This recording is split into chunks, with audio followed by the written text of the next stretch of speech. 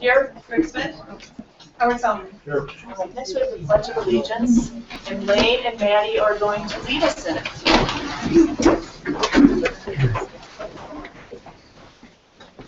I pledge allegiance to the flag of the United States of America and to the republic for which it stands, one nation, under God, indivisible, with liberty and justice for all.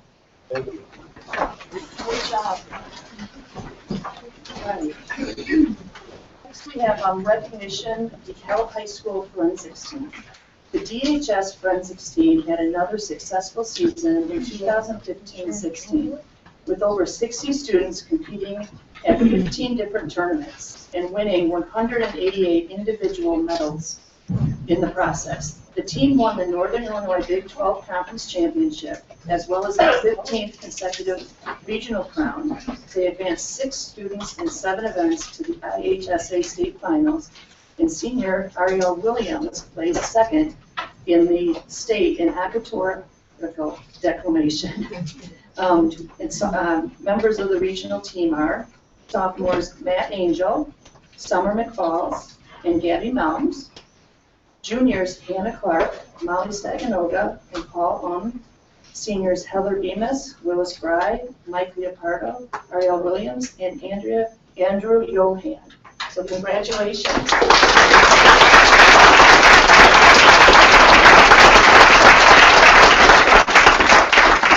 What a great I got to go to the showcase show, and it was phenomenal.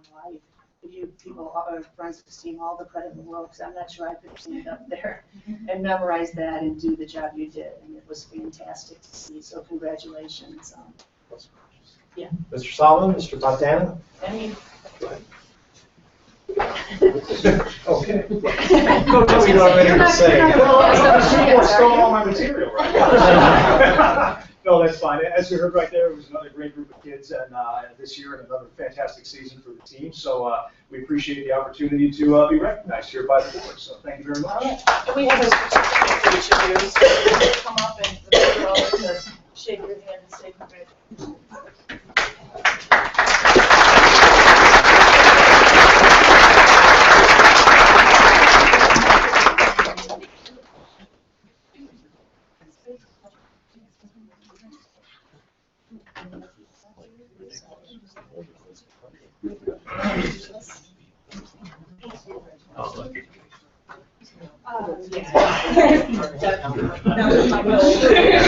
That was my goal.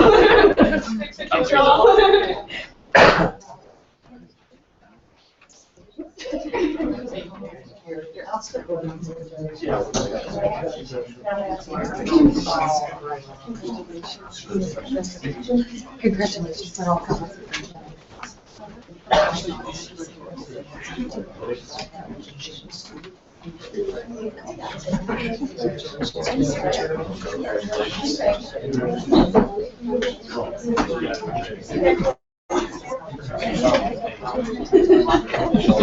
There's my going first spotlight right out.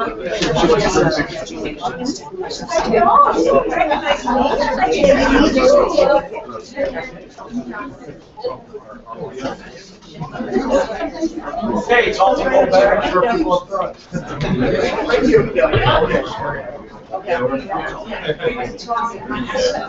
All the students are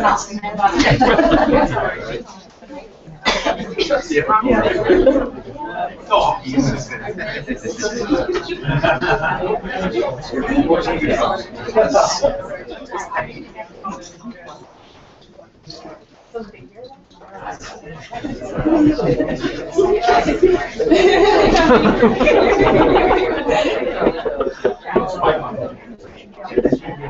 One, two, three.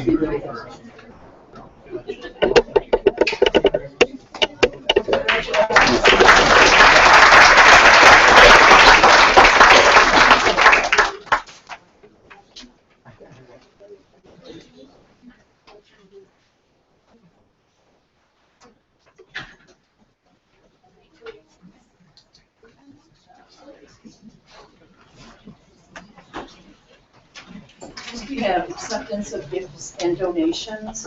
That the Board of Education accepted with gratitude the donation of $14,027.21 in grants from the DeKalb Education Foundation. All in favor? Or, I'm sorry. So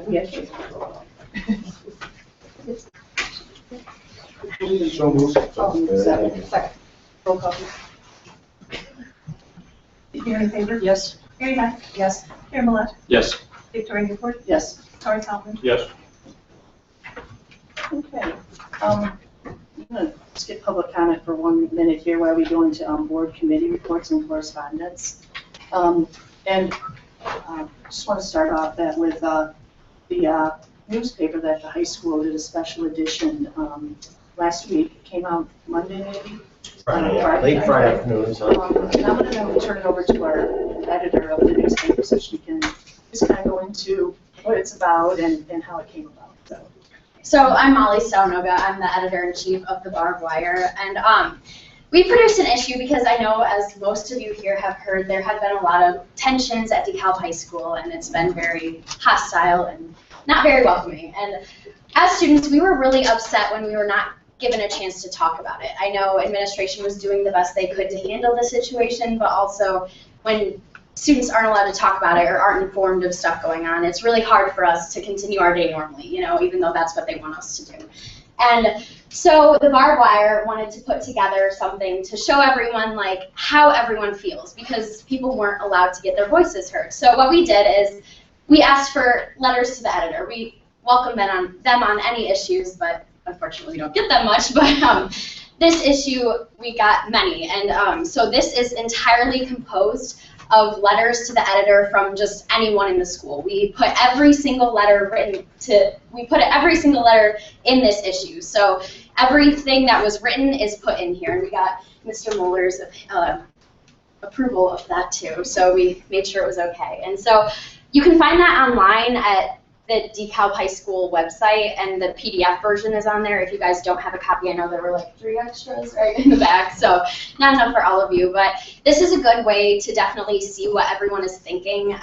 On behalf of the high school, I definitely ask you guys to reserve your judgment on the situation, because none of you were part of it, I mean, except for the teachers at the high school that we have here. And it was very difficult being in a school with over 1,000 people missing for one day. And so seeing parents commenting on stuff on the Daily Chronicle and just hearing all this community like uproar about it is just kind of disgusting in a way, you know, and it's awful because none of you were there. And so just this is a way for you guys to figure out what it was like for everyone else. So definitely take a look at that if you're curious onto how the situation went down and everything. So, thank you. Thank you.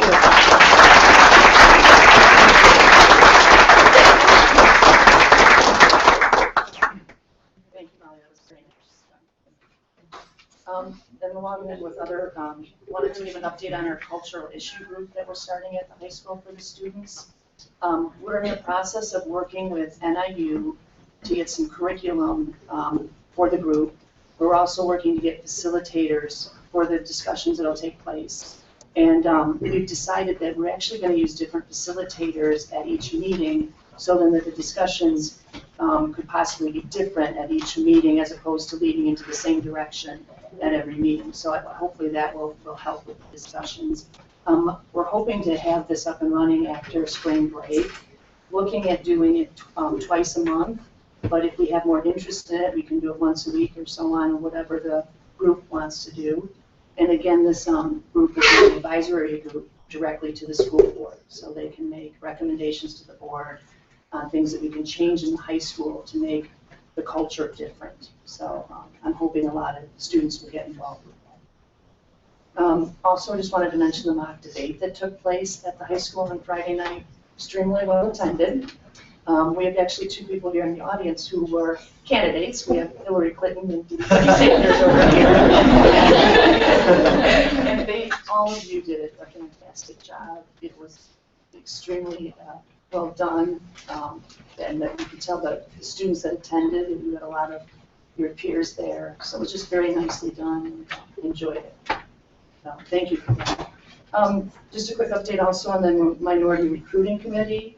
Chicago State University is having a job fair tomorrow, and we have Maurice McDavid and Lizette Jacobson attending that for us. So, and Nicole, yeah. So we'll have some good representation there, and we're hoping to be able to get quite a few resumes out of that. Also, the profiles should be up soon on our, okay, as soon as Jim gets them, they will be put up.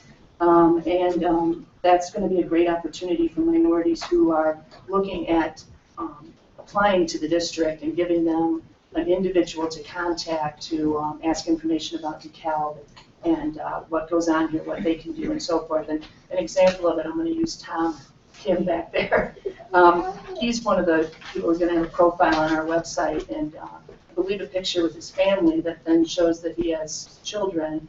And if you look up on the website and are looking to come to DeKalb for a school district for a job, you can contact Tom and ask, you know, what is there for kids here and so forth. So it just gives people a resource to know more about DeKalb. So hopefully we have that up and running soon, very soon. So, okay, I'm sorry. I don't have anybody else there working on this?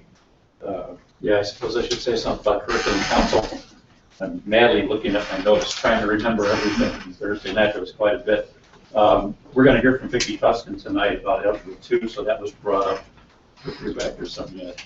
So that was good. We'll do more about that. Christine Best talked about advanced placement U.S. history. That was interesting to me because my daughter's a history professor.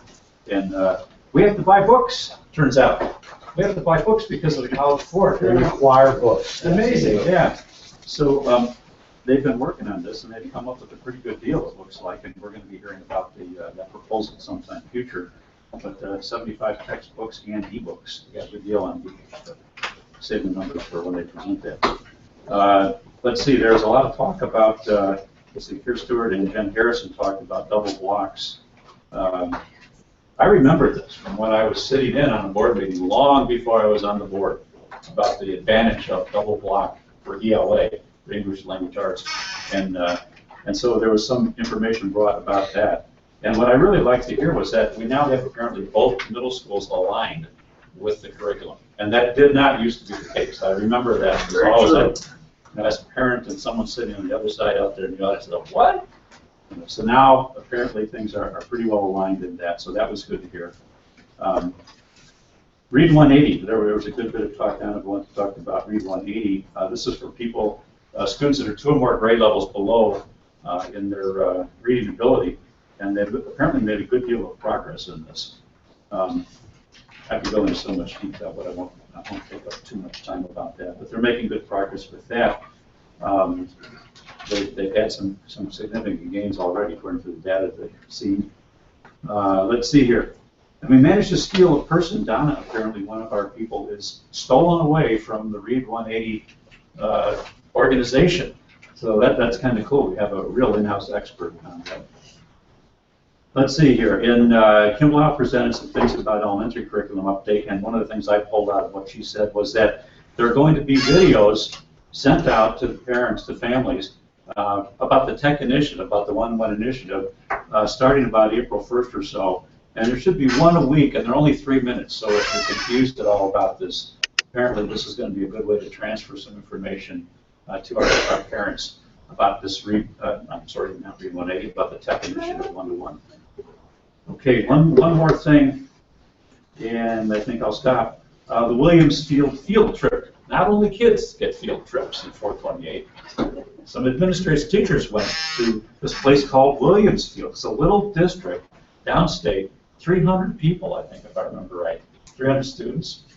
And apparently it's very, very student-centered, and they are going some of the ways that we are with this tech stuff. But it was pretty fascinating to hear all the cool things that they saw, that our teachers, administrators saw while they're down there. And you know, there's not too many districts that are doing the 1-to-1 thing in a fairly big way. This is one of them that's doing this.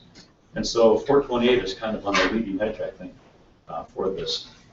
And so it's kind of good for our people to be able to go down and see how another district is doing something similar, and some good things are coming out of it. They're in their second year now of this. So that's enough, I think, from the Curriculum Council. There was a lot more, but I wasn't allowed at that one. Anybody else? Multicultural Committee met on March 7th, which was a Monday. There were a few subcommittee reports, notably from the Retention and Recruitment Subcommittee, with information indicating that less than 50% of teachers live within the borders of the district. We didn't really do anything with that piece of information, but it was there. We were also informed that we need to pursue things because the Illinois State Board of Education looks very closely at what's considered disproportionality, and in particular when it comes to the area of suspensions. So where we have 14% of District 428 students who are covered by an individual education plan, 28% of our students who get suspensions are similarly covered. So there is some work to be done. Some of the reasoning for this is numerical figuring that was changed midway, kind of midstream, and left us with kind of some doubt as to whether this is really going to be a problem. In addition, Senate Bill 100 is going to greatly reduce the number of suspensions in the future anyway, so it is only going to be something that we just note as a numerical thing.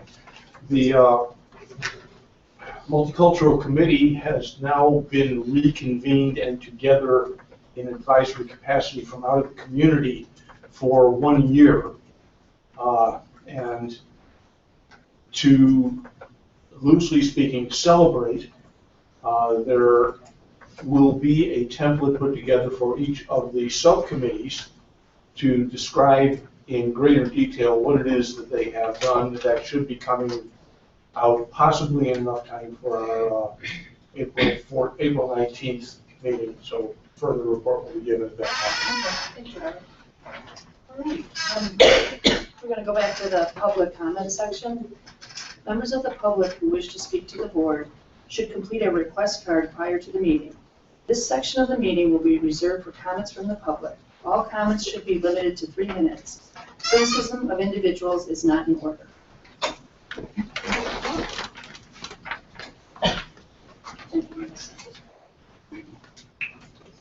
All right. First we have Lane Schumacher. His mom. And he's going to speak on the one-to-one. And yeah. Okay, and Maddie. Okay. I am here today to talk about when I am in 4th grade at Brooks Elementary School. I think it is cool that we have them because you can go on my material for 5 years extra math. I used to not like to read because reading was hard because the words were too small and I could not find books at my level.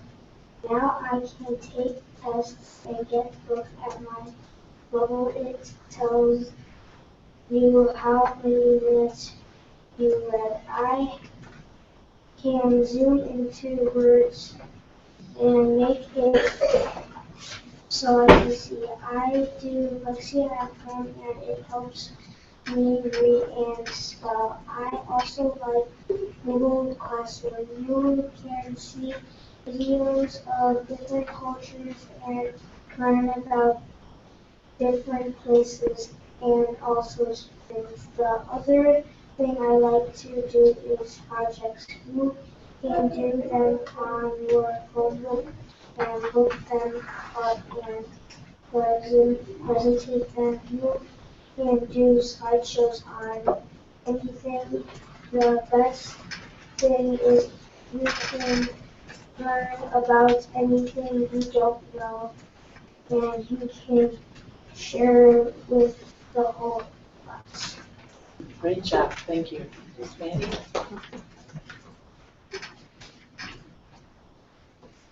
My name is Maddie and I am also in 4th grade at Book. You can find things in Google Classroom and cool websites that help you learn more things. Maya gives me books at my level. I didn't like reading forward because books that were interesting were too hard for me to read. Maya gives me books and topics I like that I can read. Good job, thank you.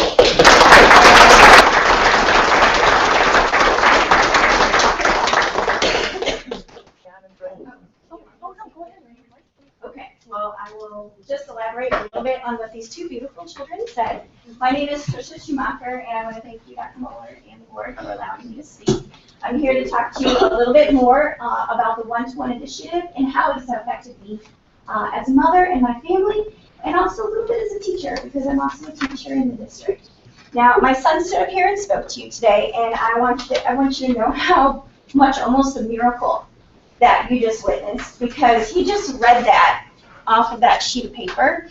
My son has a visual perception learning disability called ocular motor dysfunction and convergence insufficiency. So basically what that means is that he does not perceive text in the same way that we do. In fact, we were told by reading specialists and by doctors that he would probably be just functionally literate for all of his life. We were really worried that he would not even be able to read a job application. And we struggled as a family with how we were going to help our son. So we did have lots of therapy, lots of doctor visits. But one thing that came into our lives this year was the Chromebooks. And with the Chromebook, Lane is able to access Mayan, which they both spoke about. Super powerful tool for them. One, because he can enlarge everything on the Chromebook. And you notice maybe that the paper he was reading off of is enlarged. So a huge tool. But Mayan also lets them access books and things that they're interested in. He's very interested in technology and science, and he's able to find books on the topics that he likes and blow up that information. We also had to look at alternative ways for him to get information other than just reading. So YouTube is huge. If he wants to know how to do bracelets, he looks it up on YouTube. If he wants to know how to do a science experiment, he can look that up on YouTube. Having that access to the technology all the time has been huge for him, and it's been enormous for his confidence. So thank you for giving me the opportunity to speak. Thank you for giving them the opportunity to access the information that they're passionate about. Thank you.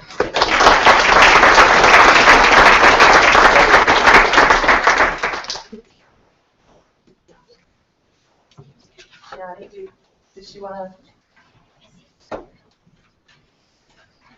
I don't know if she wants to do it. Stephanie, does she want to speak? Oh, okay, we'll give her a minute. We can move on. Ellen Kress, one-to-one initiative. Hi, I'm Ellen Kress. I've been teaching 4th grade in Portland I've been teaching the district for about 21 years. But I'm more comfortable with a younger crowd, so if you don't mind, I'm just going to read this about a one-to-one initiative, of course. I admit, at first I was a bit skeptical when I heard about the one-to-one, but I soon realized the power of the computer in the classroom. Engagement is something all teachers strive for, but in recent years it's become more and more difficult to achieve. It's just so hard to get our students' attention. Well, we found the answer: reach them where they are, on the computer. I've never seen the kind of engagement I get when I use technology to teach. Here are some examples. First semester, instead of building shoebox dioramas, my students were blogging their book reviews on our Read book blog. They couldn't wait to see their words online, to share them with their classmates and trade comments and critiques. Soon my students were collaborating and typing essays and research reports and turning them into our Google Classroom-like pros. They were teaching me things about Google Docs that even I didn't know. They were creating slideshows on topics I hadn't even assigned, just out of a passion for learning and the joy of finding out. Most recently, one of my reading groups, while reading Percy Jackson, collaborated on a group doc on the Greek gods, complete with images, facts, and commentary, all completely on their own. They love sharing their knowledge with the class. Today we used an online game called Cahoots to review for our upcoming math chapter test. The kids were figuring out patterns, evaluating expressions with unknowns, and applying the order of operations, all in an exciting game format. I have never seen them so excited about learning. Right now, our kids are learning such valuable real world skills with this initiative. I can't think of anything we do in the classroom that has had such immediate and practical implications. In less than a month, our students will need these skills to even have a hope of passing the high-stakes PARCC test. Later, they will need these skills in college and beyond. I hope the board passes the initiative today. Thank you.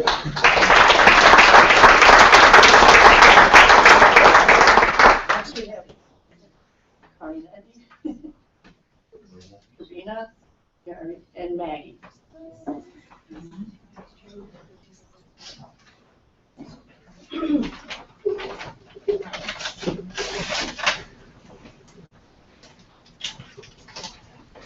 Good afternoon. I am Mrs. Apples. I am the bilingual fifth grade teacher at Founders. In what Chromebook you've seen and heard, what other teachers have said, but you haven't heard the bilingual aspect of how Chromebooks has done an amazing job for my students. One of them is most of my bilingual students have been in the same class, same group since kindergarten. Okay, they don't really go into the mainstream up until fifth grade, and sometimes up into the middle school. Because of that, a lot of times students are very overwhelmed when they go into the mainstream, and they're very quiet, very shy. And I saw that when it came to when we host the SEC conference, which is students. And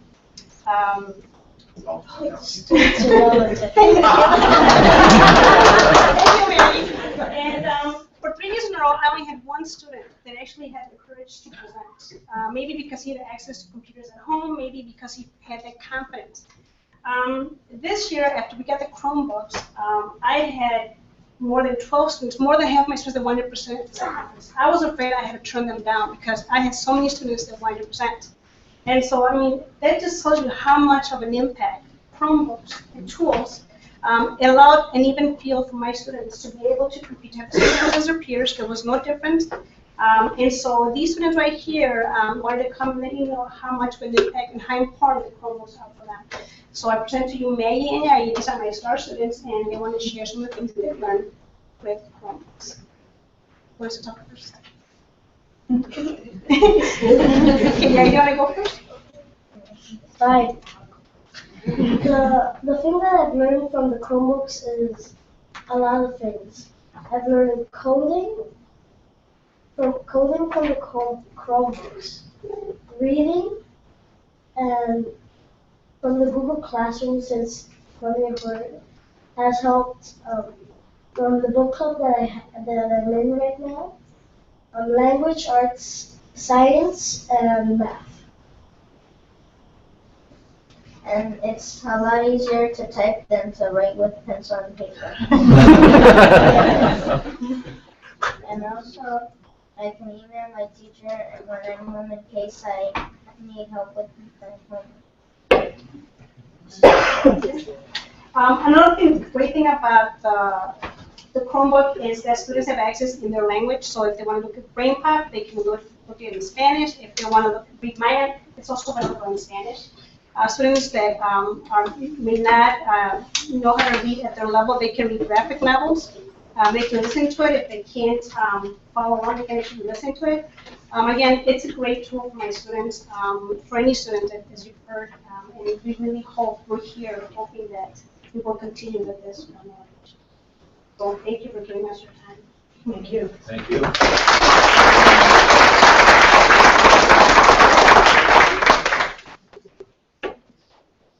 Is Gianna gonna speak? I guess I'll just read her notes. Okay. Sorry, she's in Mary Poppins at Stagecoach, and we've been getting home at 11 o'clock at night. It's a little late. Excuse me. The things that she wanted to talk about were Google Classroom, where their teachers can actually see their work and assign work to them, and the teachers can interact with the students on a lot of levels. She wanted to talk about Google Docs, about how that's a faster way to work on projects, and they can add images for students maybe that can't draw very well. They can do group projects together by sharing from their houses instead of having to meet at school. And their teacher can also see their work immediately, which is a big bonus. At home, you can pick websites and applications that can challenge you, and if you've missed school, you can log on and look at things that you've missed. if a parent can't go get this work for you at school. If you don't have a computer at home, it's a privilege to have a Chromebook. She also went to the SIT conference, and she was able to bring her Chromebook to the SIT conference at DeKalb High School, and they learned how to make stop motion videos, and they also learned about coding, which she wrote down about talking about, they learned about coding can be a career in college or something that you can look forward to learning more about as you get older. I mess all this up, but I'm trying. And then she talked about math, McGraw-Hill. It helps evolve with their math book. And then the MyOn program, all the kids really like that because it adjusts to their reading level. Thank you.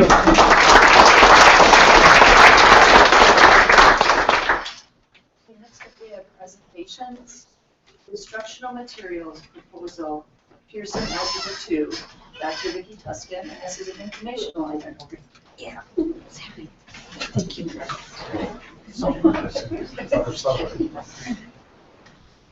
May I set this? Absolutely.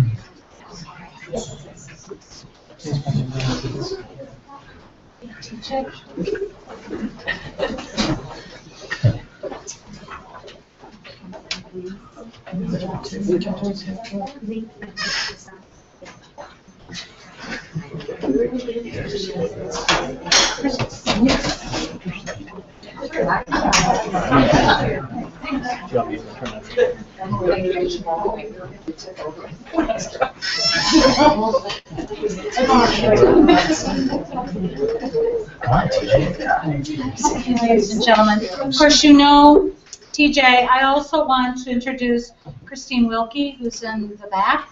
She has been our Pearson representative that has really helped us through this process. We're coming before you tonight with a proposal for the school board to adopt for Algebra 2, the Pearson Algebra 2 materials. And I did bring a visual aid, the book, and the teacher edition. Half of the teachers. Exactly. Thank you. Okay, Denise. Okay, so the course title is Algebra 2 Honors, Algebra 2 AB, TBE Algebra 2. And the instructional materials that we're bringing before you tonight are from Pearson. So, like algebra from last year, the student population that needs the use of these materials is very diverse, because we have Algebra 2 Honors for students of advanced ability. We also have Algebra 2, and that's for students who successfully completed algebra and geometry. Next slide. Then we also have Algebra AB. It's a one-year course, not like algebra that's A 1 year, B the second year. AB for Algebra 2 is 1 year, but it has been restructured to really support struggling students who want to take the Algebra 2 course.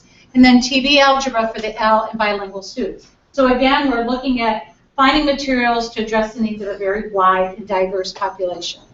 For the 2015-2016 season, the academic year, 372 students were enrolled in all 4 courses of Algebra 2. So for many years, Algebra 2 teachers have used Algebra 2, which I did not bring. Did you bring that with you? I did not bring that. I did not bring that either. Published by McDougall-Littell from 2004. It was aligned with the previous Illinois learning standards. As a result, it did not contain the rigor or content that's demanded with the state's adoption of Common Core standards. The teachers have had to supplement it. At this point, I'm going to refer to TJ because he could speak to much more specifically how the teachers have had to supplement. At a real base level right there, you get a little tired of talking to high school kids with word problems that deal with the turnout in the 1992 presidential election. That's a good opportunity to talk about history within a math class. But so some of the examples in there are really, really dated, but more to the point, I think, that we're bringing up here tonight. The current book, being as it is over 11, almost 12 years old right here, simply doesn't match the level of depth right here that the Common Core is trying to get our kids to be able to do. It's much more in the style, as is fitting of its age, of an older style drill and kill type textbook where they introduce a concept and they get 20 to 30 problems in each section, basically practicing that same concept over and over again. And there isn't the built-in within that particular book right there that allows the students to go deeper with the concepts and explore them a little bit more the way that Common Core really wants the students to do. So what we did, we brought together a team of myself, the 5 Algebra 2 teachers, and our 2 instructional coaches from the high school. We formed that in the fall of last year. We used the October collaboration and institute days back-to-back, and the team used the instructional materials evaluation tool for the Common Core. We've used this tool in the past. It comes from Achieve the Core to evaluate the alignment of the current Algebra 2 materials to the Common Core. And that may seem somewhat redundant, but that's an important step in this process, because even though we knew going in that this book was outdated and old, that process and that exercise really highlights what the major clusters are within the Common Core standards. It elicits that very important conversation about practice and in terms of how they're supplementing. And it does really highlight then, as you're going into that next step of evaluating new materials, what is it that you really need and are looking for. So that was a very important piece. The results of that were pretty startling. And the terminology isn't as important. That comes right off of the rubric from Achieve the Core. The point is that within the rubric, materials must devote 50% or more to major clusters. And when I talk about major clusters, when you look at the Common Core Math Standards, if you go to the ISB website, within the Model Math curriculum, it will highlight for you in green what the major clusters are. And what that's saying is we're going into more depth with the majors and then utilizing those additional and supporting standards in essence to support, which is a big message and a big push within Common Core. We're not going for breadth, we're going for depth. So in looking at that and looking at those major clusters, which are 14 for Algebra 2, only 8 met the criteria. In addition, when we're looking for that rigor and balance, and particularly, as TJ said, looking for that conceptual understanding, throughout the book we found very little, if not at all, evidence that that was in place. However, the book was really strong. The old book, in terms of those fluencies and procedural skills, because as TJ said, the old model was the drill and kill. The old book had plenty of that. But however, when we're talking about application connections with concepts, very few single multi-step problems for practice and problem solving, little or no application, focused on the major clusters, and no modeling problems, which comes right out of the mathematical practices. So clearly, there were some major gaps within the old materials. Again, in terms of the mathematical practices, not at all. And then another big piece of this rubric really looks at the access to standards for all students. In other words, what is embedded in the materials that allows students of all abilities and special populations, what access can they have to the materials? So for our old ones, there was no support for L or other special populations, very little support for differentiation, very little support for scaffolding. Limited resources for enrichment, because remember, when we introduced this, we're talking about a wide range of students, from honors all the way to AB.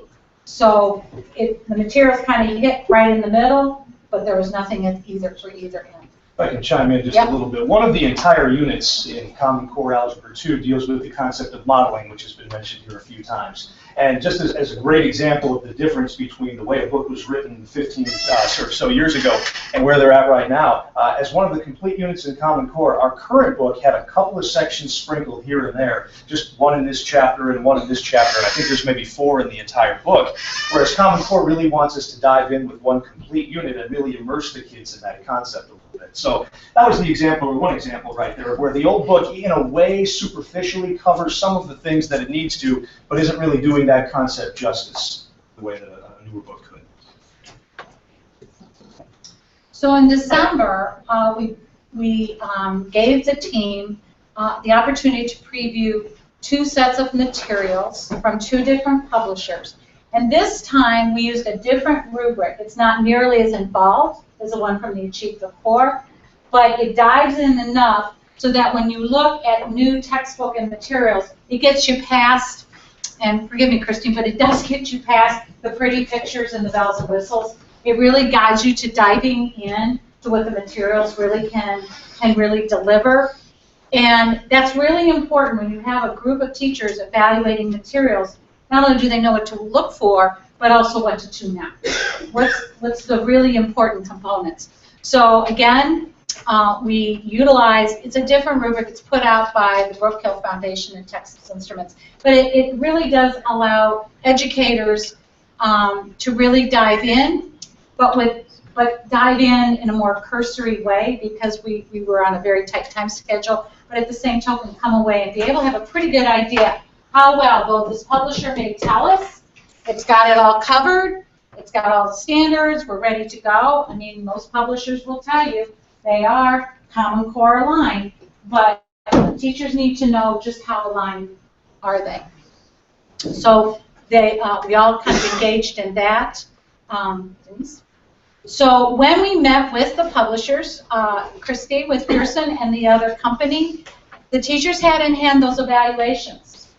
They had a good idea before even listening to the presentations what these materials could deliver. At the same time, we asked our instructional coaches to evaluate the digital side, and at the end of the presentations, the team decided Pearson Algebra 2 is the set of materials they wish to put up for adoption. And again, TJ, I'd rather have you talk a little bit about that day and those conversations that we had. A lot of that day focused on the technology aspect of the presentation right here, and the math Excel that's part of the proposal I think you're going to see here pretty soon. And that really was an eye-opener for us. I hadn't used anything like that. We have some the newer teachers in our department have some experience with that type of thing in the past, but it really was an eye-opener in terms of the way we might be able to engage the kids at a different level and collected a little bit more data from them on a regular basis. So we were very impressed with that. I won't speak too much about that right now.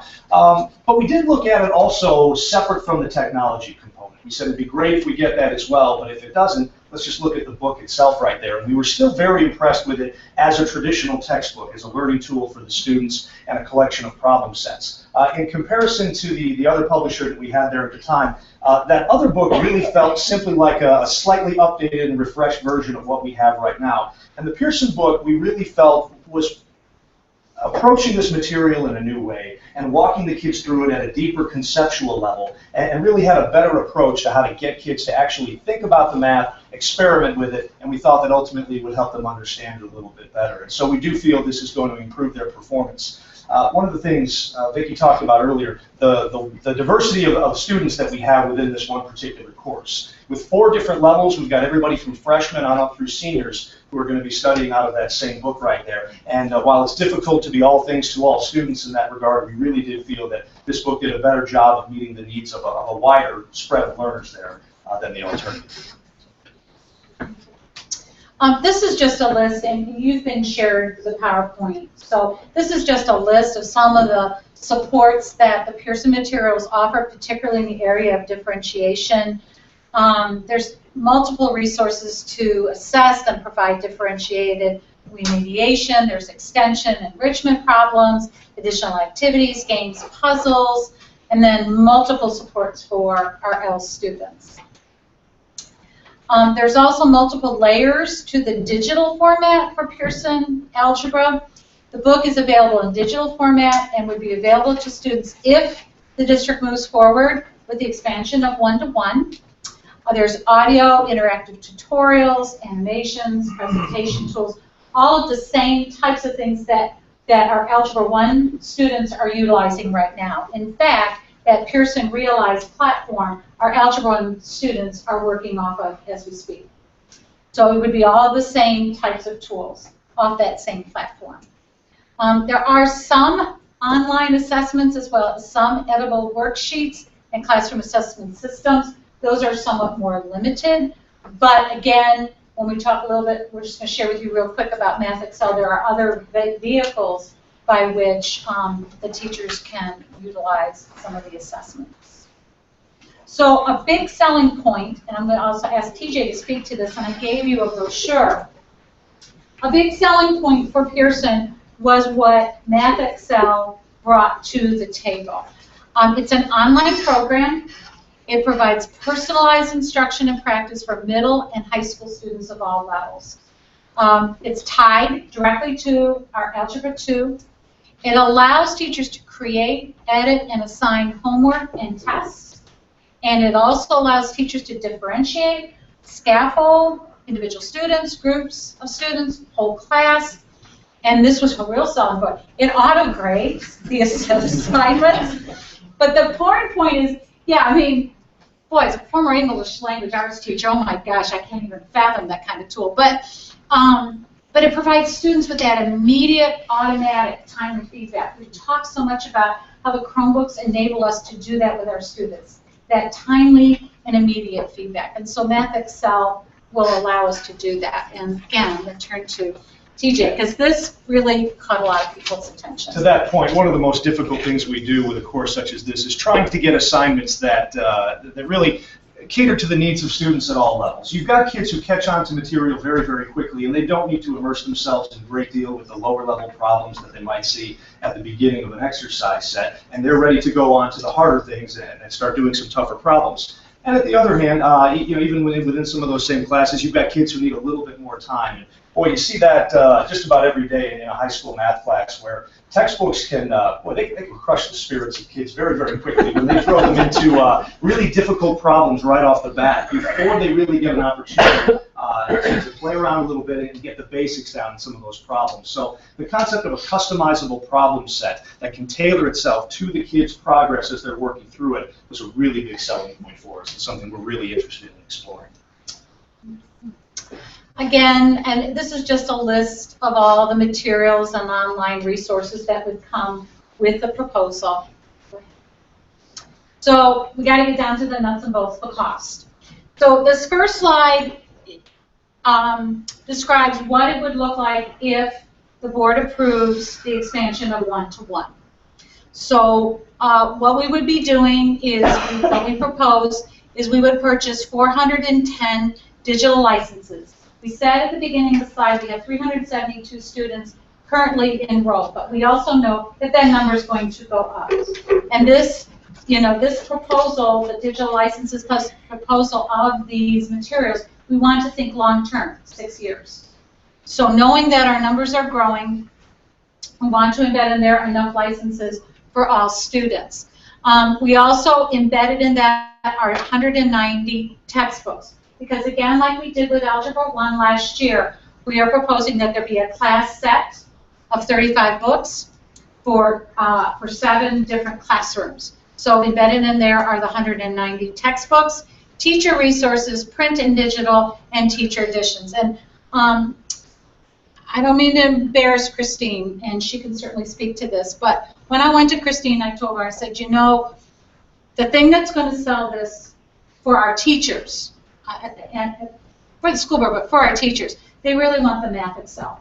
And I knew going in how expensive it would be, because we didn't propose an Math Excel for Algebra 1 last year, because it would have outpriced us. So I said to Christine, how can we make this affordable? And so if you look at those numbers across the top, just the materials and the digital licenses, the base amount would be close to $60,000. Pearson is offering us an 85% discount. So that we, just for the materials and the digital licenses, all of it will cost the district a little under $9,000. $410,000. Because in reality, the Math Excel, they can't discount. They can't discount that product.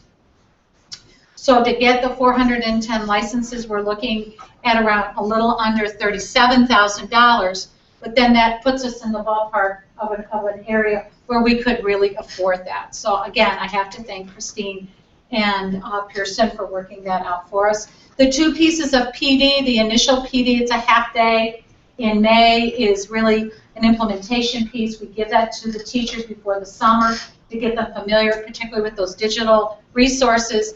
And then we've already tentatively, based on your approval, scheduled the implementation PD, which costs $2,800 for August. So the thought is to provide them some initial PD in May, and then give them some time over the summer to just play around, and then in early August, consultant comes in for a whole day and gives them that whole PD, and that's what that cost is for $2,800. So in total, for all the materials under this first proposal, if the district chooses to go one-to-one, grades 10 through 12, it would be $48,629, add in the shipping piece because of the materials, because we will get all the hardcover materials, and we're looking at a proposal that comes under $52,000. If we don't go digital, this is what it would look like. We would need to purchase 425 textbooks, because we need to take into consideration not only growth, but the fact for replacement. So the cost for those textbooks would be almost $35,000. And then because we wouldn't have access to all those digital tools, we would need those hard copy paper practice workbooks, problem-solving workbooks, that would need to be repurchased every year.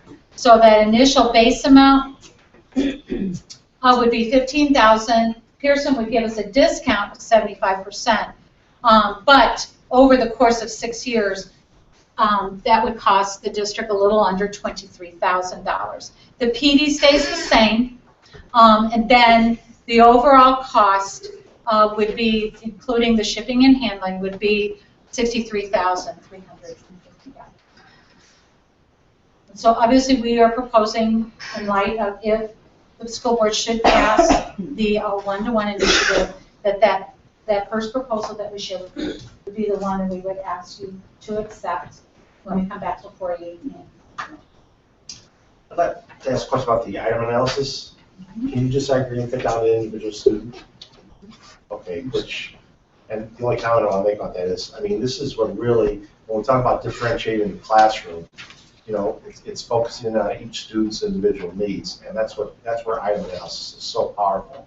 Because, for example, just looking at the examples given here, I see that, you know, basically use of a number line, most students are getting it, shows one student is incomplete. When they get down to absolute value, obviously that's a struggle not in the court. Obviously they're using an example just 4 students in class, but that's something you can, you know, get that immediate feedback on. You can reteach it at the end of the period or the next day, and they're not going to keep perpetuating those errors in the week it takes you to get the homework back. Yeah, I think you hit the nail right on the head. That was the thing in the presentation back in January that caught my eye the most, is that if you can get a digital assignment going and the kids can work on it that night, they can walk into class the next day and you can already know what it was that they got that you're ready to move on through, and what it is that they, as a class, really struggled with, and be able to go right back in. And to be able to skip that part of gathering data from the kids or relying on them asking questions. And item analysis otherwise is really difficult to gather when you do that.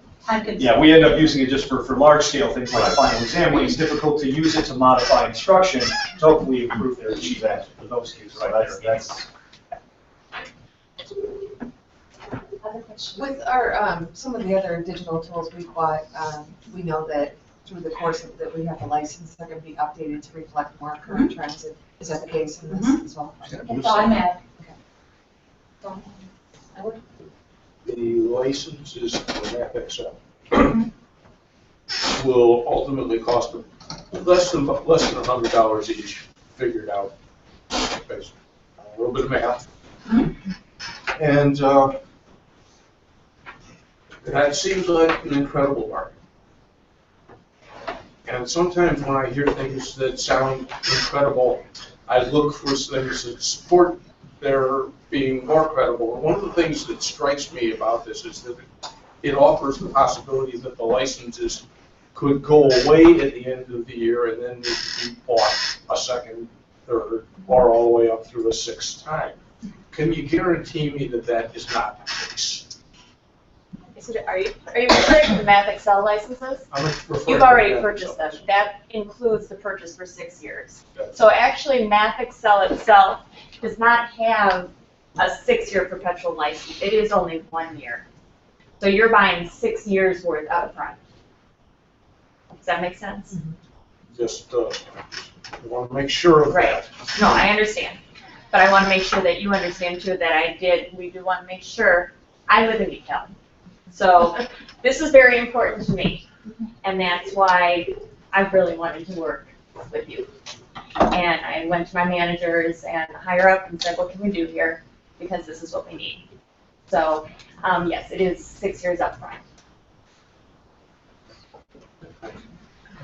Other questions? We have a consensus to bring this back. Thank you so much. Thank you. Thank you. And next, we have the dashboard update, facilities and food service. Ms. Andrea Borla, and this is a information item. Correct. So we had introduced to you an idea for cost savings measures of restructuring our facilities department as well as our food service department. And when that was presented, you had asked of us that we present to you quarterly an update of how we're monitoring it and to make certain that our numbers are in check with what we had budgeted and then where we are actually. So this evening, we have Carol and Tammy, you can come up this way, as well as myself, will go through some of this information with you. Now, some of it is a repeat, so we're not going to go through all of it in detail, and just cursory review of those items.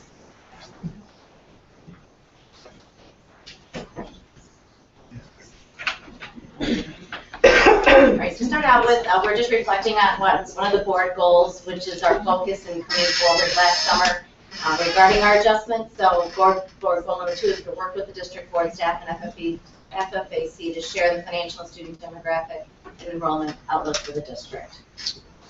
The next is the timeline that we went through, and nothing has really changed in this since we were in front of you before on this slide, with the exception now on the second slide, it just notes that we did come forward and in December, we met and gave you some updates to the dashboard, and at that time, we did approve 2 part-time custodians, and we did get those 2 hires in place in the month of January.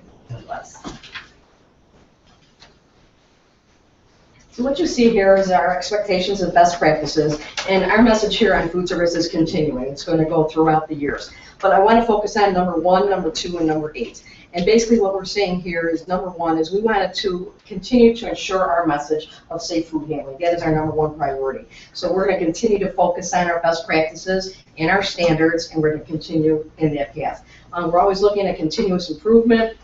And then number 2 is we continue, and that's just basically what I said, we're continuing to develop and encourage the highest standards that we have in our food service program. And down to number 8 is our goal has been to have our head cooks all be certified in a level 1 nutrition certification.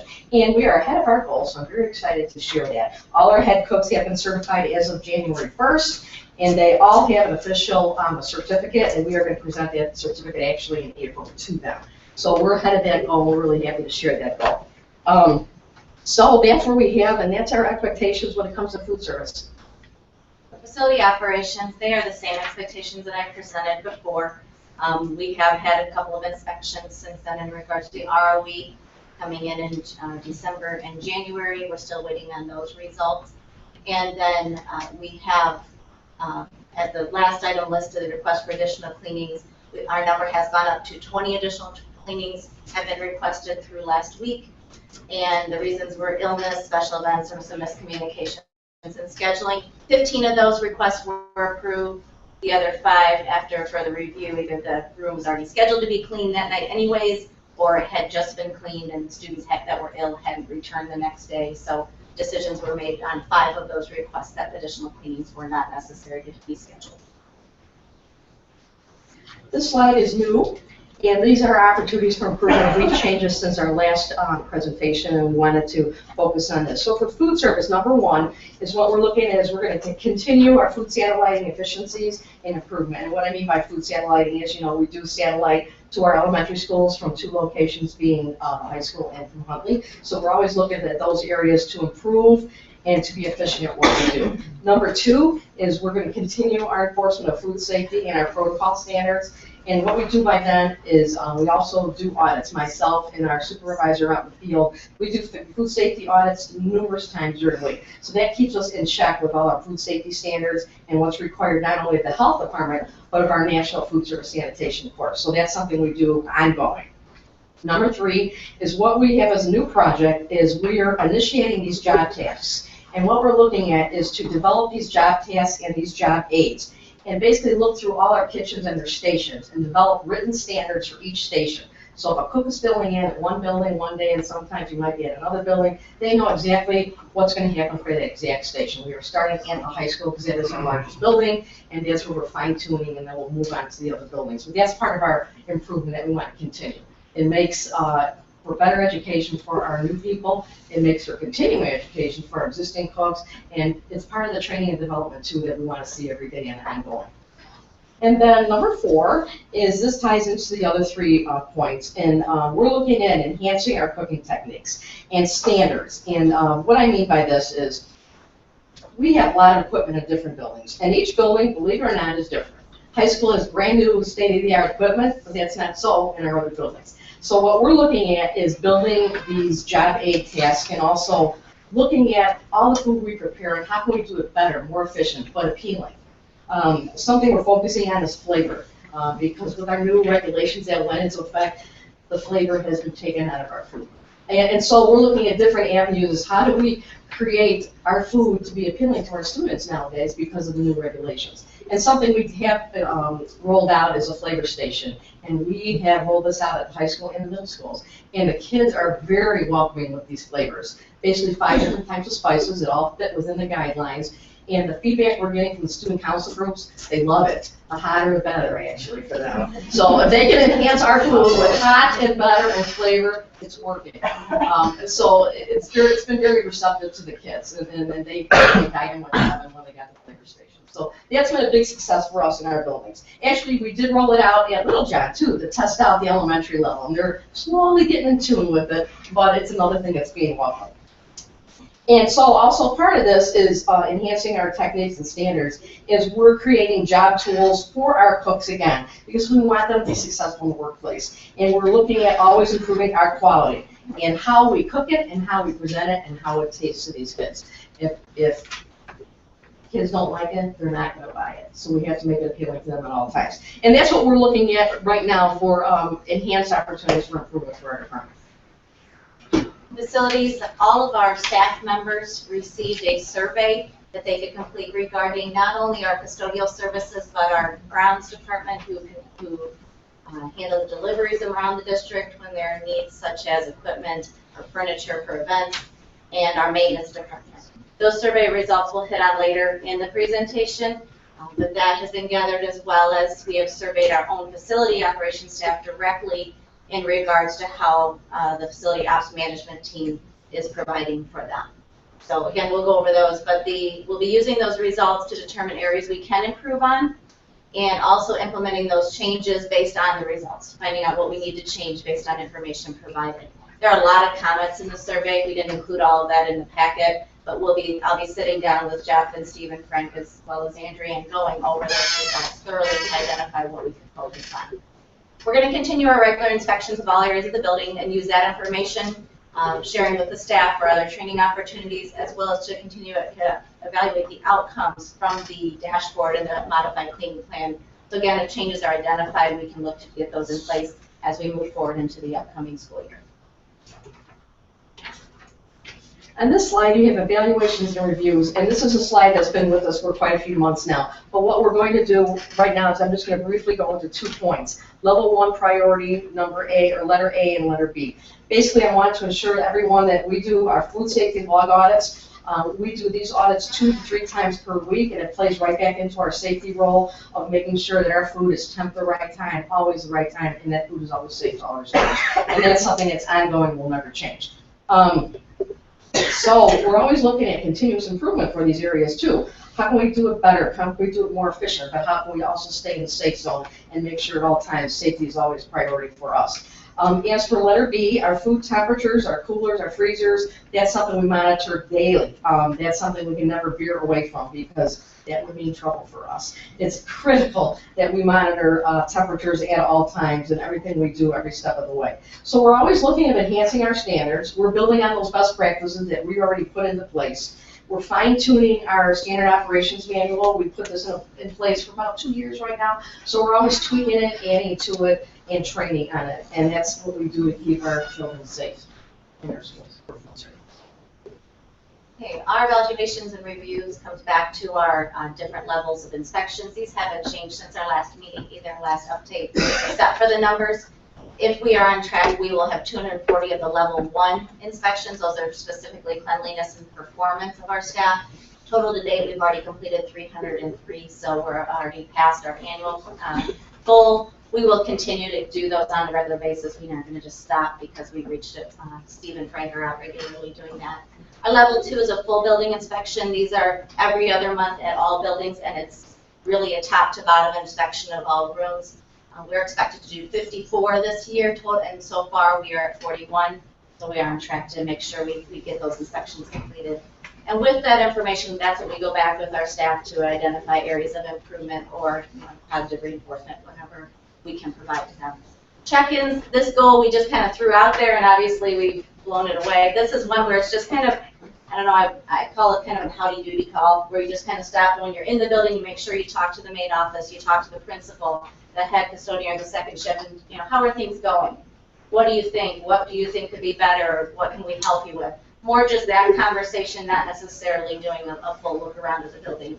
Those are happening constantly with Jeff and Steve and myself, and so we're already at 703 for the year, and we actually only needed to do 240 to meet our goal. So again, all of those will continue. Our ROA inspections, as I said, were completed in December and January, and I hope to see those results shortly. We should have in the next 30 days, and that information will be brought back to you once we have it compiled and then we get the final report. And then our 10-year life safety, that was completed last summer and already presented to the board. As you can see, this is our financial profile for food service, and what we proposed to you at the beginning many months ago, we're looking at a savings of $27,305. Where we are and what we revised months ago with you also is we're looking at a revised number of $39,941. That is our current projection, and it may be higher. We're looking at creating more efficiencies, and so our revised proposal may be greater than what it is. For facility operations, because of the adjustments we made after the proposal came forward in July, we came back with revised proposed savings last dashboard at $199,000. That hasn't changed. That is still our revised proposed. And our year-to-date number, when you look at how we are doing as it relates to salaries and benefits and summer cleaning, or excuse me, cleaning chemical costs, we are a little bit behind on that. But I'll explain that in the next slide of why the reason is we're a little behind on those cost savings. Our actual salary in dollars, this is an explanation of where we are in food service, and what you see here is a comparison from last year to this year. So as you will see on the first line on the left-hand column is the year 14-15. Our salary dollars were $161,099 last year. This year, where we are year to date, and as up to including February 29th of this year, we are at $137,2613. So we're looking at a savings of $24,073 compared to last year at the same time. When you add our sub pay, because we had no subs last year, and that's why you see a sub pay of $1,958. So when you look at both sets last year and this year, we are looking at year to date, as of February 29th, we have a year to date savings of $22,114.90 for salaries. For facility operations, we're comparing the same timeline. Salaries for gross pay, our contract pay, were just under $80,000 in savings compared to the same time last year. Our sub pay has gone up by almost $7,300. And that is the number that is affecting our progress towards our proposed savings. The reason for that increase in sub pay is we have had a number of staff members who have been on leaves of absence this year for an extended amount of time. We actually have had over 74 weeks of time off just in the first 6 months amongst our staff. And these are staff members that we have to sub their shifts. So subs cost additional dollars. Some of those leaves of absence were fully paid because the individual had sick time or it was work comp related. Some of those, a portion of it was not paid. Either way, when I total that out, we did have to pay our subs. For those 74 weeks, it equates out to $45,000 potentially in sub pay, either from our subs or giving our own staff members additional hours if they're part-time staff. So again, with increasing our sub hours, actually just looking at sub hours from last year to this year, we have increased by 12 weeks. We put on 12 more weeks of just the subs helping out. That doesn't include our staff's hours going up for the part-time staff that are helping out. Or a grounds person has to step in and cover for the day because we don't have somebody to cover at the building. So with that, our total savings year to date with the sub pay is at just up shy of $72,000. If we annualize that, that leaves us short in the salary savings of just under $6,000. If we didn't have the additional sub pay, we would be within our proposed number. The next slide, a question was asked, and I believe Carrie was with you with the contract with Charles, and it's not an easy way to, I guess, examine, because it means of a contract, it really is the scope of our whole bid that was put out. And then contractually agreeing to provide all the services at certain costs, but those costs are per meal sold. And with per meal sold, we also get revenue coming in. So to really collapse all of this, so you could see really the big picture of all of this, and we built a historical perspective here for you. And then, of course, with the analytics, we put a visual down at the bottom. So, and we have been doing this. We have, I think, over a 10-year history of this, so we just shortened it up so you can really take a look at the past 6 years with all of this information. But we do take a look at the total revenue that comes in. Now, this is in means of our local revenue, so the students who are paying for their meals, as well as reimbursement that we receive from the state and the federal. So if you look at that top line, from years past to current, well, current as far as being the last full fiscal year, which is the 2014-15 year. So if we take a look at that, we generated $2,115,000 worth of revenue. Then the percentages and the numbers on right below it represent the year-over-year difference, percentage-wise, and then in total revenue the difference. Then when you move down to the expenditure side, and this is again predominantly what we pay in the contract, but it is generated by number of students participating in the program, we had spent $2 million, $21,882. They're leaving us at the end of the day $93,000, almost $200 of revenue over expenditures. This is why we meet weekly to take a look at our participation levels, how well the program is performing, so that we make certain that we end up with somewhat of a positive stream. Now again, this is not to support or plant existing programs. This money is to be reinvested back into the food service program. That's the intent of this. And so when you look at the historical perspective, how you performed year after year. So what I would like to explain in some of this and point out to you as well, in fiscal year 2009-2010, we were with Earmark. And so you can see toward the middle of that page, we were with Earmark in 2010. In 2011, we were with Earmark. Then we moved to Sodexo, we went out to bid, because previously we had been with Aramark for 4 or 5 years. So then you have to go out to bid. Sodexo came in and bid extremely low. That's why you will see we came out that year in fiscal year 12 with 305,000 positive revenues over expenditures.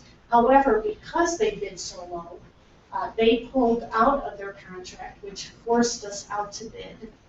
And then therefore you'll see in 2013, Chartwell's came on, and we took a bit of a loss. But I will also tell you, in that year was also when the federal regulations came on, very strong. So when Carol had mentioned about the food not having taste, that's not because that's what we want to deliver to our students. That is because of the federal guidelines and what they require of us to serve to the students. And that limits caloric intake, sodium. Fat was severely and sodium limited. Right. So you suck food, you suck the fat and sodium out of most food, and you get taste. So that number truly reflects a downturn in participation from our students in our breakfast and lunch program. And then moving forward again, we try to incorporate some creative ideas to gain that participation back up. And we are fighting with this at all costs, every week as we sit down and examine things and try to introduce new creative ways. I will tell you that Carol and Mike do meet with student councils, and I've been part of some of those, and it is very eye-opening to hear from the students' perspective of what they would like to see presented to them in forms of variations and menu choices, as well as actually Little John had invited us over with their, is it the web leaders? The junior web leaders. Junior web leaders. We have had some extremely interesting dialogue with them. In fact, they have even presented to us in the form of PowerPoint of how to improve our program. And they as well understand the restrictions, but also, you know, really, I think, put us in check about how the food looks and how to better be proactive in monitoring what that food looks like before it's plated for the student. So we, you know, we do strive to see improvements in this, but I think it's great to see, and this is something I've always done throughout the years to make certain I know how well as a standalone food services perform. Because this is one area of which you do look at it as a business, there is specific revenue coming in for it, and specific expenditures tied to it as well. So you can really look at it from a profit and loss position. One slide I wanted to share with you as we're getting to the end of the winter season is some cost savings that we were able to absorb in regards to our snow and salt and our winter costs. As you know, we have a pretty light winter, and right on wood, we're hoping it's over. These numbers, the grid shows that we have significant decrease. The numbers didn't get out there, but for 2015-16, we've spent less than $21,000 on overtime, road salt, and ice melt. Compared to previous 2 years, last year it was $73,600, and in 13-14 it was just shy of $72,000 total. So we have a savings of approximately $49,000 this year compared to previous years, and even the year before that it was right about $77,000. So we average somewhere in that $70,000 to $75,000 in costs. So we have had a significant savings thanks to Mother Nature, but we have done some other things to bring those expenses together too, or bring those expenses in. The one thing that we may need to put, that I put a little side note at the bottom, is that we have a salt bin by the maintenance barn at Huntley Middle School, and it's the old greenhouse when the high school was there. We converted it, and the roof is starting to split. Plastic roof is starting to split, so we have to have some repairs to those seams. It could cost us around $5,000, but I figured since we've had significant savings in the snow cost for this year, we'd be able to pull from those funds. But even there, we've had, like I say, we're still ahead of the game compared to previous years. The next one, I had said that we'd be bringing forward are the survey results. I'm not going to go over these in detail. I think it's important just to hit on some important parts of this. This just shows by building what percentage of the respondents were from each of the buildings or areas. Then it goes into the custodial services. There's a number of questions relating to custodial services, especially as it relates to the modified cleaning and just respectfulness of the staff performance in there. The main thing I want you to glean from this is when we look at these results and on any of these questions, the majority of the responses, and that's well over 90% in most cases, is a 2 or a 3. That's a meets or exceeds. And from our perspective, that's a glowing response. That's extremely positive because you're never going to get everybody saying exceeds. And especially in this year of change going on, not everybody loves the modified cleaning. We know that. We see it in the comments that we're going to be evaluating. But it's important, I think, that they have taken kind of a step back to rate us in these other categories and still put their comments in it so we can take a look at that overall. But again, just looking at this part, when you're looking at, again, 90% on average are meeting or we're exceeding their expectations, I'm very, very excited to share those results with you. And I do have to say, we shared this at a head custodian meeting so that they can take a look at this information as well. And I think we do share in that as well as Tammy being the director over facilities. Truly how wonderful those responses are, because it has been quite a different change, even I think in perception, not always just in absolute, because I think it was perceived that there was much more going on as far as cleaning in a classroom on a daily basis than what was really happening in the past. So to be able to shift that paradigm to a completely different structure and then have these outcomes, they really, I think, hit a home run with change. And the areas I do think that we are rated down on, if you want to go to the next slide, we go into restroom cleaning, we go into the dispensers being refilled, the floor surfaces, carpets. And those are areas, obviously, that the ratings did shift a little bit, but we still have a high percentage into the 2s and 3s, but those will be things that we're talking about with our head custodial staff to say, what can we do to improve on this? And the comments play a big part in this more than even just the ratings. Again, the next slide goes into office cleanliness, hallways, public vending areas, and then stairwells. Then we get into the grounds and deliveries. Again, our ground staff, especially in the winter months or in the school season when we do not have as much outdoor activities going on, they are doing all the delivering, all the spring sing planning, all of those. If somebody has a special performance at a building, if they have a magician coming into their school to present or do a show, they're the ones that are scheduled to bring everything back, take everything back and forth between buildings. That's why I included deliveries in this, because some people aren't around as much to give opinions on the grounds. But again, you look at these, and we're well over that 80-90% mark that are landing in the 2s and the 3s.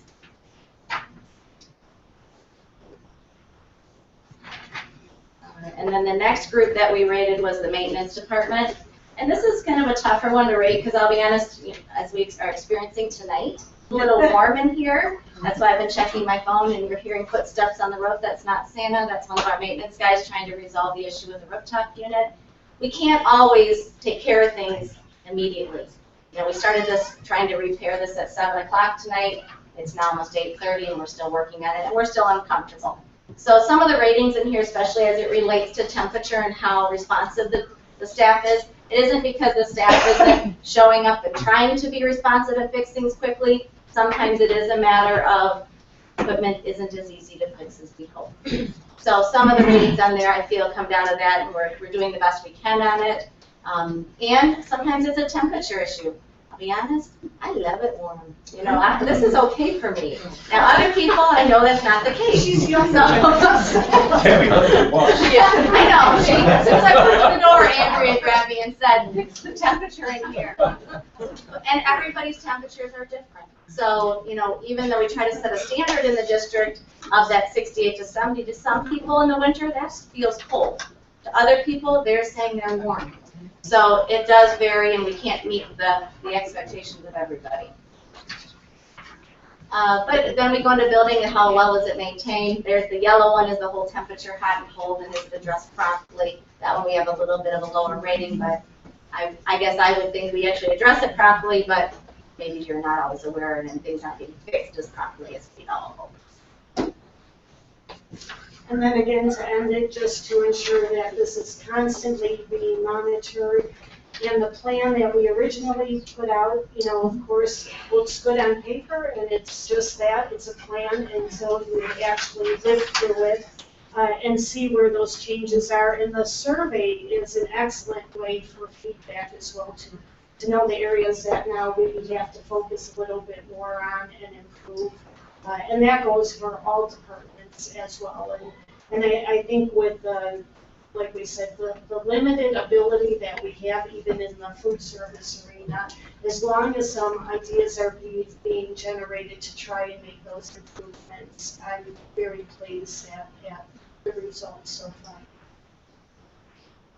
Questions? Okay, so about temperature. So we've spent some money on digital controls over the last number of years, right?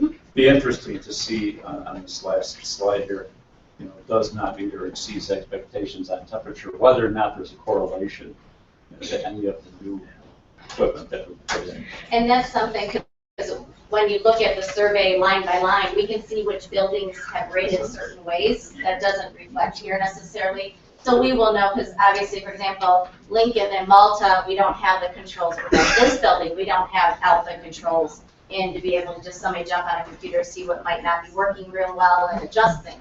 They have to physically show up, get on the roof, and get a hands-on look. So we can go back and analyze that data, and we'll be doing that over the next month.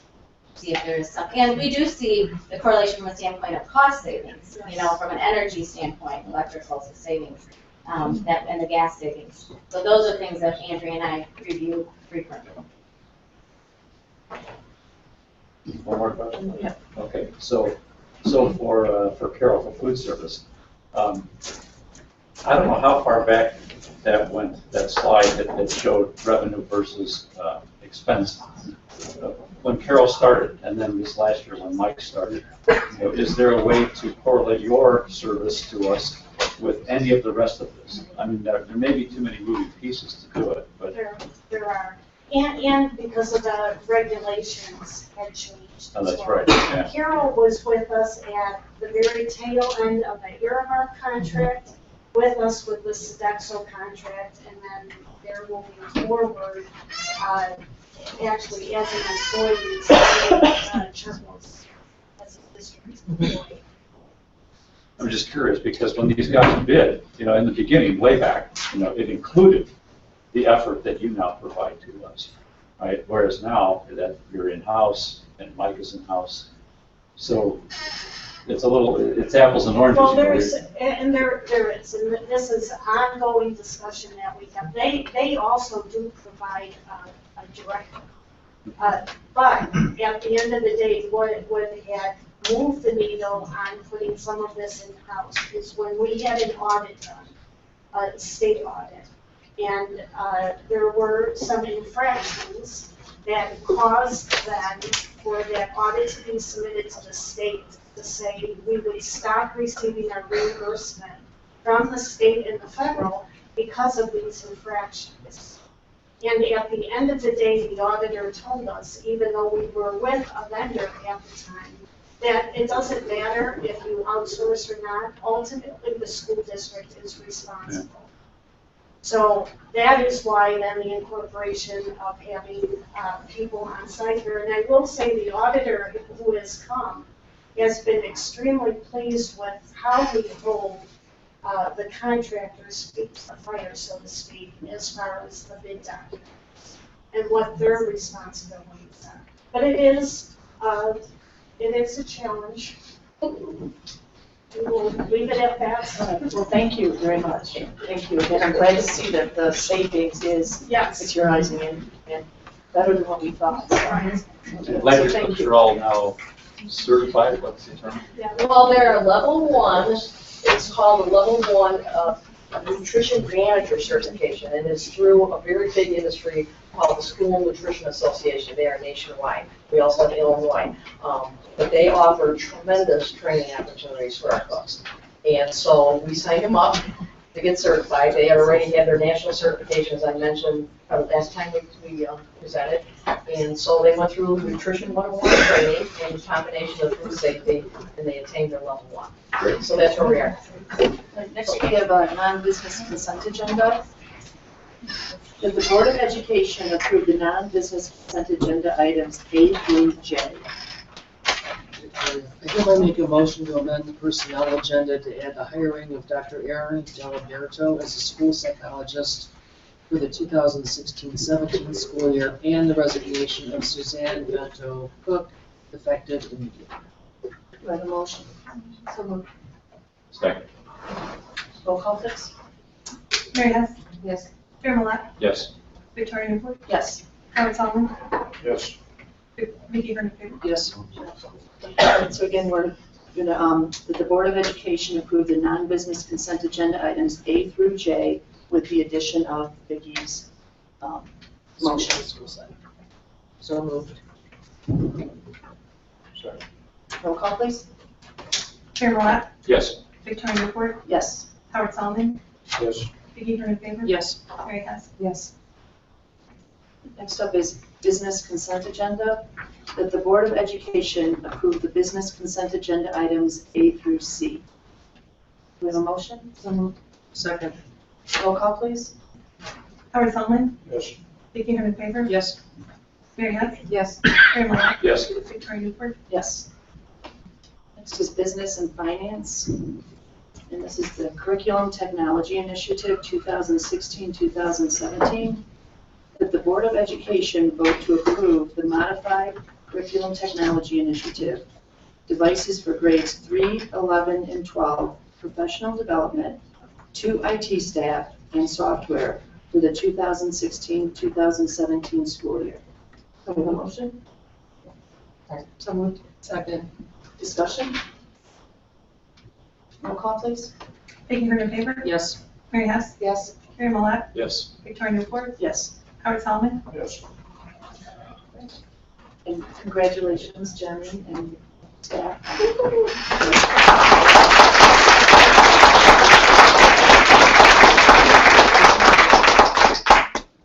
And thank you to everybody else in the room who spent, I know, countless hours working on this initiative, and it's very much appreciated by our students, and you can see by students who have been in here the last few meetings how much they appreciate it also. So thank you. Next up, we have the settlement agreement for the bricklayers and central laborers union Cortland School construction project. This is also an action item. That the Board of Education approve the settlement agreement with the bricklayers and central laborers union for the Cortland Elementary School construction project. Second. Discussion? Roll call, please. Mary Hess, Yes. Chair Millet, Yes. Victoria Newport, Yes. Howard Solomon, Yes. Vicki Hernandez. Yes. Next is the approval of permission to bid copy paper and supplies. This is also an action item. That the Board of Education grant permission to administration to bid paper and supplies for the 2016-2017 school year. So moved. Second. Any discussion? All right, roll call, please. Chair Millet, Yes. Victoria Newport, Yes. Howard Solomon, Yes. Vicki Hernandez. Yes. Mary Hess. Yes. Thank you. And with that, the meeting will be adjourned. All in favor? All right. Thank you.